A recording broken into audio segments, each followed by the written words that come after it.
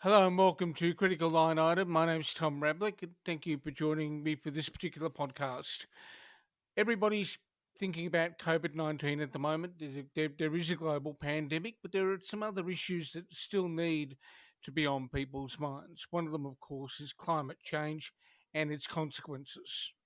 It's taken a back seat recently, as have some other issues, because of the intense focus on combating the coronavirus. But environmental concerns have not gone away.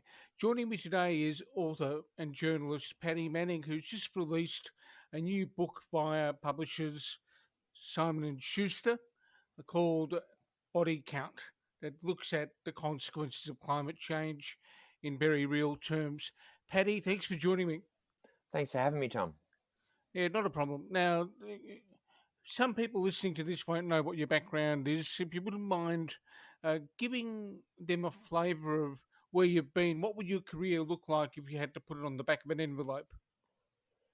Yeah, I'm a journalist of more than 20 years standing. I back at the end of sort of at the end of the 90s, I launched a magazine called Ethical Investor, and have which lasted a few years before I sold it, and then went off and was a business journalist for the Australian. I've worked for the Fin Review, the Sydney Morning Herald, and the Age, and then gone on to Crikey, and then started writing books. And yeah, my first book was a biography of Nathan Tinkler, who was Australia's youngest billionaire, the coal miner, who had a spectacular rise and fall. And there was a book before that about fracking. What the Frack, it was called, short one. Then I wrote a biography, a book that most people might know my name by, was a book about Malcolm Turnbull, an unauthorised biography that came out 2 weeks after he became Prime Minister and published by Melbourne University Press.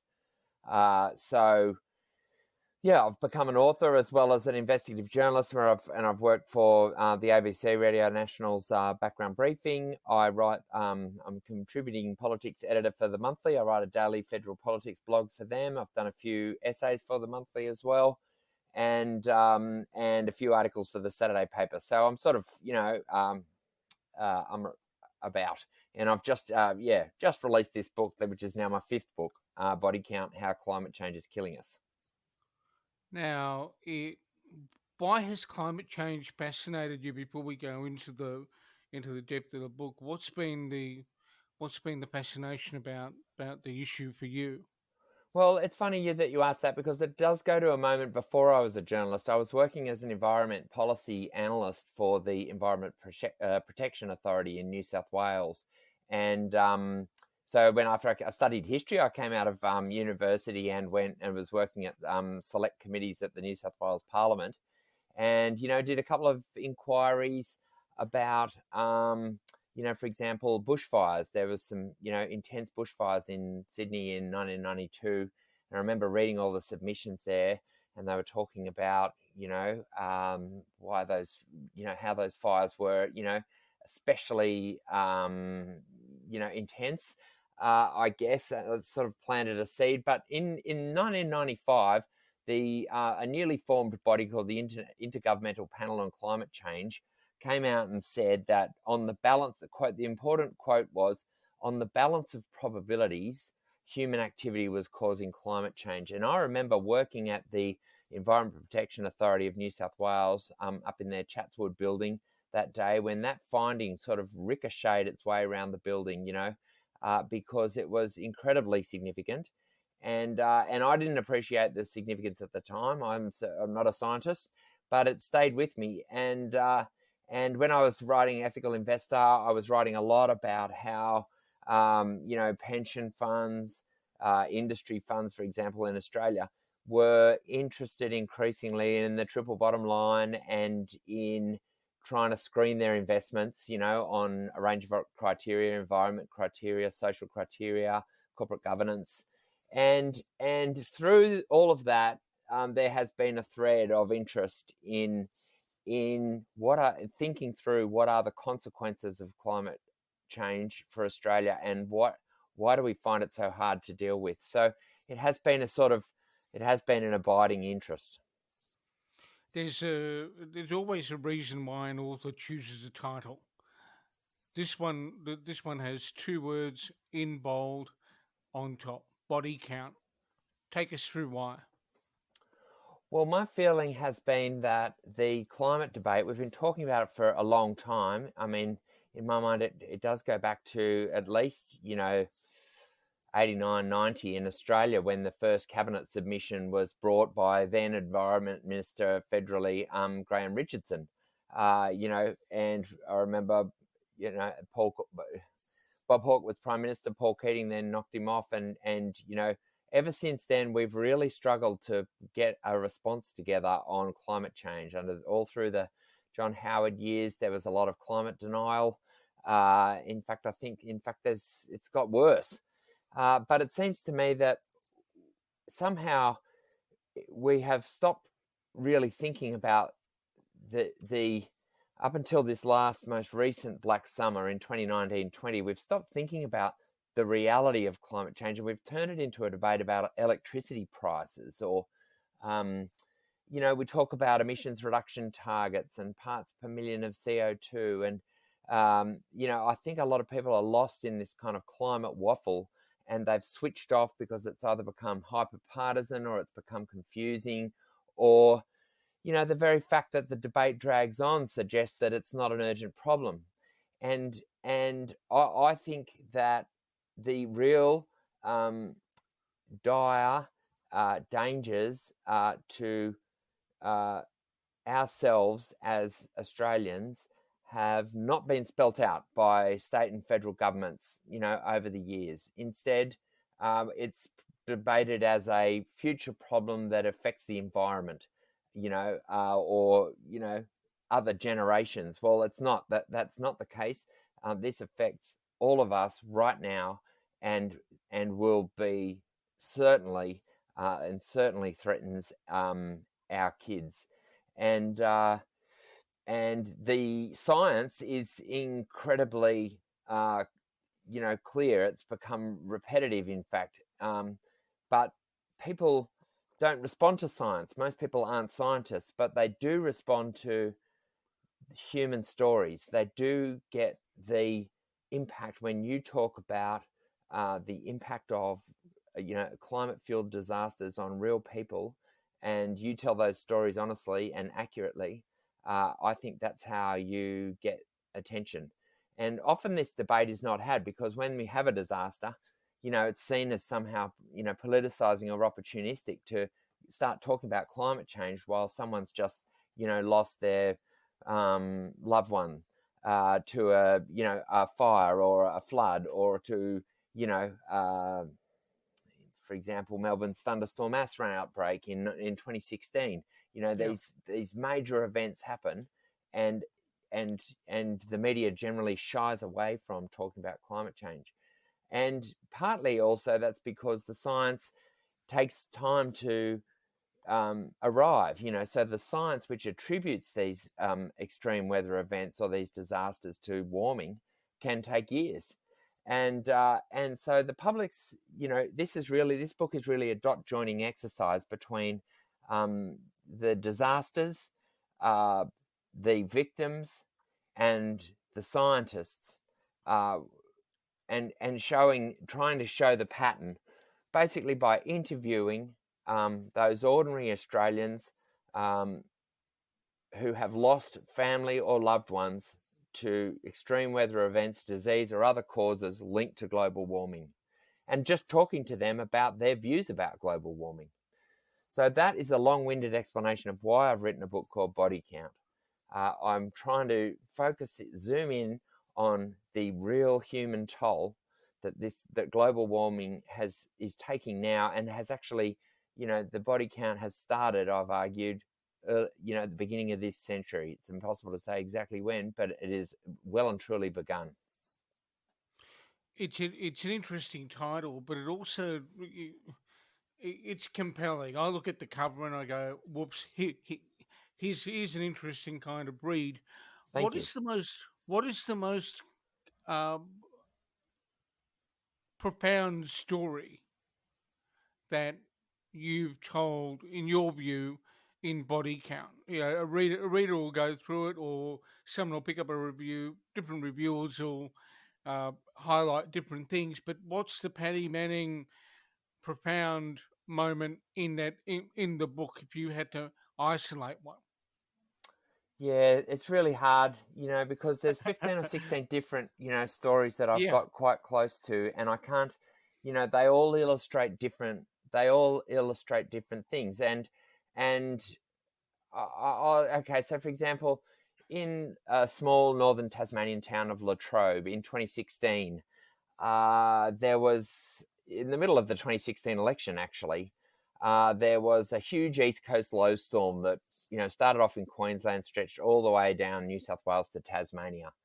And there were, swimming pools in Collaroy and Sydney's northern beaches, falling into the ocean. And, the Coogee Surf Lifesavers Club was smashed up by the heavy seas. And there was a big debate about the impact of climate change on, causing these events. And the Prime Minister at the time, Malcolm Turnbull, said, you've got to, if only out of prudence, accept that, warming is causing more frequent and more intense storms. And in the Tasmanian floods that occurred in that winter, 3 people died. I've spoken to the families of 2 of those people. One was a farmer in Ooze, which is sort of in the middle of Tassie, a little, country town, and the other was, and that was Ron Foster, who was a retiree, had a few sheep, and swept away when the river came across his property. Huge rainfall. Anyway, that was one story. But there was a really tragic story of a woman called Mary Orford. In fact, Mamma Mia picked this up as an extract the other day. She was, she went to bed with her husband, Noel, and in the little town of Latrobe on the Mersey River, just sort of near Launceston. And that night, when Noel got up to go to the loo, he found water on the floor, and he rings his son and says, you better come and there's something going wrong. And his son, Mark, called his brother, and they couldn't, the water came up so fast, they couldn't get to the house. And not only that, the council and the police, no one could get to the house. They brought in a bulldozer. They tried to drive a 4-ton truck. They couldn't get to the house because the water was going so fast, and the river had split, gone up a little embankment in their valley, and then come smashing through the back of the house. And they had this sturdy little A-frame house, and the water was coming in. Noel was 80, I think, or 81, don't quote me. Mary was a big woman, and she had a bad leg, and he couldn't get her up the stairs of the spiral staircase of their A-frame house. And he had her on a bed, and he floated as the water rose. He had her on the mattress to try and keep her afloat.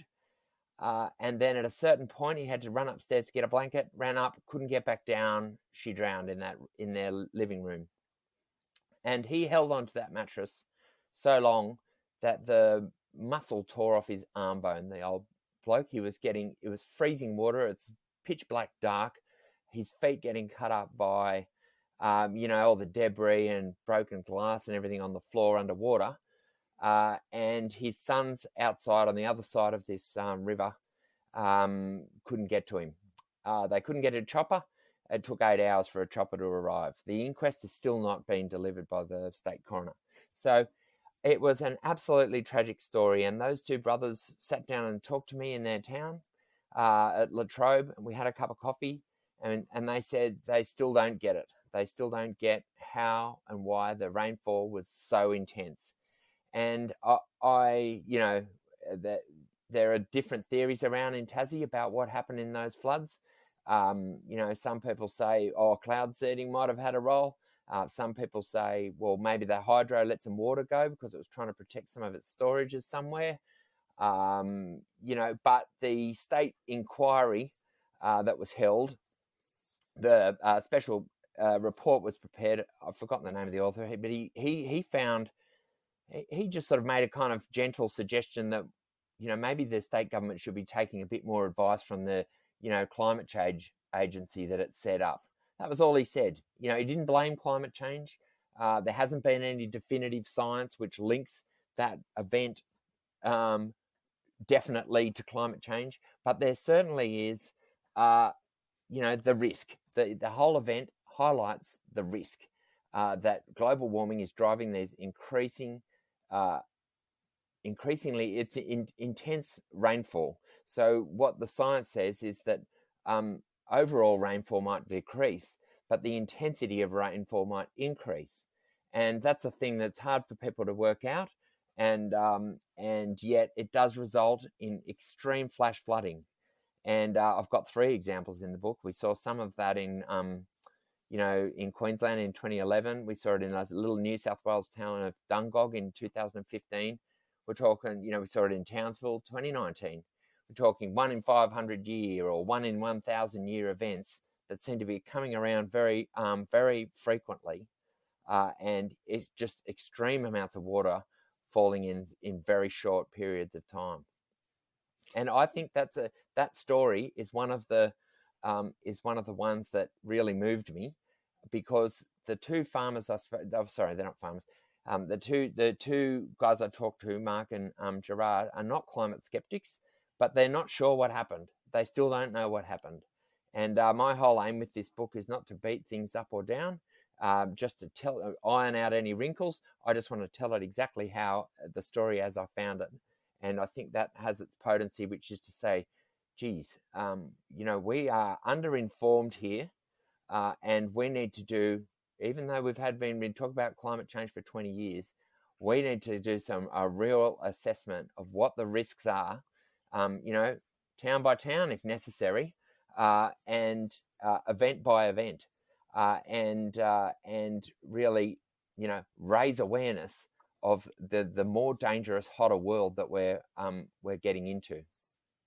There's an interesting issue in what you've said up to this point in the podcast, and one thing that I wanted to discuss with you as well, and that is a lot of the time when we observe public debate in the media about climate change, it's treated as a binary discussion.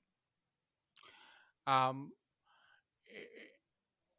what, in your view, and that is, something's either influenced by climate change or it's influenced by something else. There appears to be a reluctance on the part of some commentators to accept that you cannot eliminate climate change as a cause, even if, for example, in bushfires, some people talk about um, the propensity for there to be a whole lot of fuel around the place, and that becomes the focus. It's called bushfires are caused by the fuel. If we tidy the fuel up, then things won't be a problem. How do we have a discussion that's more nuanced? Because that, I think, is what you're trying to get to here. Well, it absolutely is what I'm trying to get to here. And the scientists I spoke to on bushfires, for example, are very concerned about fuel loads, and they're also very concerned about people building near, in fire-prone areas near forest. So there is a nuanced debate, and it's nuanced in every single respect. It's nuanced on bushfire. It's nuanced on flooding. It's nuanced on drought. It's nuanced on disease. It's nuanced on the links between global warming and this COVID-19 pandemic we're in the middle of. And it is a nuanced conversation that I want to have through this book, and I learned a lot, having written, as I said, on and off about climate change for a long period of time. Nevertheless, I learned a lot. This is my first real book on climate change. I learned a lot in researching this book because I did want to present a nuanced picture, and I did interview a lot of climate scientists and health professionals about what I was hearing from the stories I was you know getting from the people that I interviewed on the ground, whether it was in Tassie or Queensland or New South Wales, Victoria, Canberra, wherever, and and and yeah, I think it's not binary at all. It's not either or. It's a combination of those things. But so unfortunately, I think there's too many people who want to have it one way or the other, and you can't. I agree with you. I think there's something else that's bugged me about this debate and other things, Paddy, and eh, it's best defined in this way. We, in terms of media and communications, we seem to have a curious economy that thrives and grows on the perpetuation of dispute, um, rather than achievement of consensus or getting towards an answer.